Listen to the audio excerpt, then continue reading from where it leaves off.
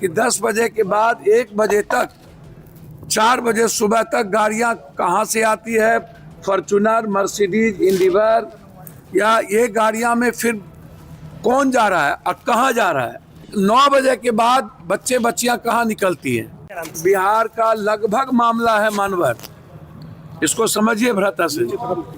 लगभग आप कंकर बाग जाइए, आप महेंद्रू जाइए, आप गर्दनी बाग जाइए, आप बोरिंग रोड जाइए, सर बुरी स्थिति है। मैं बार बार कहता हूं कि सीसीटीवी फुटेज 2 से 3 महीना साल भर के अंदर जांच किया जाए कि 10 बजे के बाद 1 बजे तक 4 बजे सुबह तक गाड़ियां कहां से आती है, फॉर्च्यूनर, मर्सिडीज, इंडिवर, या ये गाड़ियां में फिर कौन जा रहा है और कहां जा रहा है, क्या दिक्कत है इसको देखने में।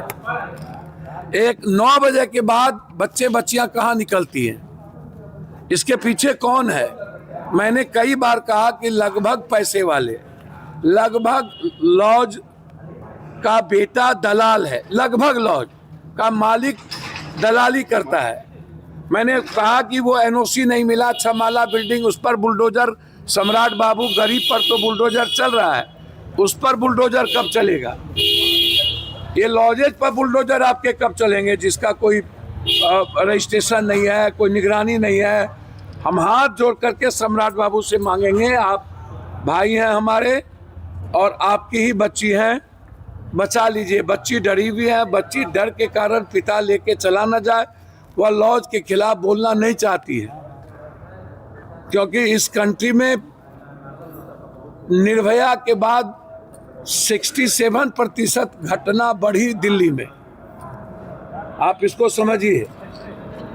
तो हम हर परिस्थिति में ये चाहते हैं कि दोनों जगह सरकार, सम्राट बाबू आपकी है, सीबीआई इंक्वायरी करा दिया जाए।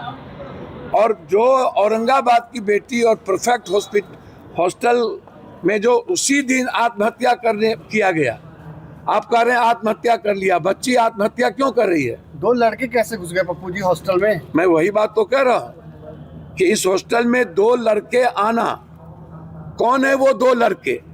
मैं धन्यवाद दूंगा आपको और सारे चैनल को। मैं सरकार से पूछना चाहता हूं, पीएमसीएच पर आपका भरोसा क्यों उठ गया। 5,000 करोड़ रुपया लगा करके पीएमसीएच से भरोसा उठ गया।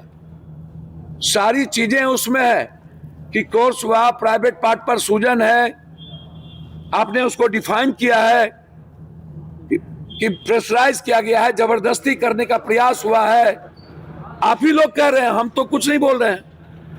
हम तो सिर्फ इतना कह रहे हैं कि ना तो आप थाना प्रभारी को सस्पेंड कर रहे हैं, ना रिमांड ले रहे हैं, ना कपड़े का पता है, ना आप अस्पताल, वो हार्ट अस्पताल था वहां क्यों ले गए, राजश्री हॉस्पिटल में क्यों नहीं ले गए, कपड़े माँ बाप को क्यों नहीं दिए। कभी कुछ, कभी कुछ, कभी कुछ, कभी कुछ। पप्पू जी, कल हॉस्टल के बाहर जो सेतु रोशनी है वो बिना नंबर प्लेट वाली गाड़ी मैंने देखा पूरी मिटाने की कोशिश हो रही है। अभी तक उनको रिमांड पर नहीं लेना, हॉस्पिटल के खिलाफ कार्रवाई नहीं करना, हॉस्टल पर बैन नहीं लगाना, रजिस्ट्रेशन वाले हॉस्टल पर प्रक्रिया नहीं करना। पीएमसीएच के पोस्टमार्टम रिपोर्ट 12 तारीख को आ गया, उसके बाद लाठीचार्ज करना, फिर कार्रवाई करना, 13 को भी उसी बात को दोहराना, 9 तारीख तक एफआईआर ना होना, 6 तारीख को वर्जन नहीं लेना थाना प्रभारी के द्वारा। जब आप बच्ची को प्रभात ले गए उतना दूर, तो फिर बच्ची से आपने फर्द बयान क्यों नहीं लिया। वो तो खुद अपने ड्राइवर को भेजी थी डीवीआर लेने के लिए। भैया मैंने वही कहा, बच्ची से फर्द बयान क्यों नहीं लिया।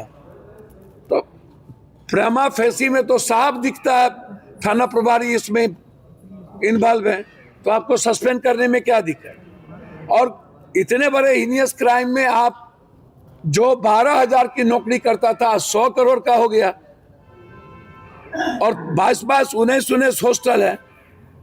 तो ये जो परफेक्ट हॉस्टल है, जो औरंगाबाद की बच्ची के साथ जो हुआ, और 2 लड़के बाद में प्रवेश करके, हमें तो साफ, मुझे तो साफ दिखता है कि वो दोनों लड़के उस बच्ची को मार दिए। मर्डर है। बिल्कुल मर्डर। पोस्टमार्टम रिपोर्ट नहीं दिया जा रहा जल्दी इन लोगों को। भैया तक पोस्टमार्टम रिपोर्ट, आप बिहार की जनता से भरोसा मत करो। बिहार की जनता भरोसे के लायक नहीं रह गई, जिनको लड़ने की हिम्मत नहीं है, बोलने की हिम्मत नहीं है।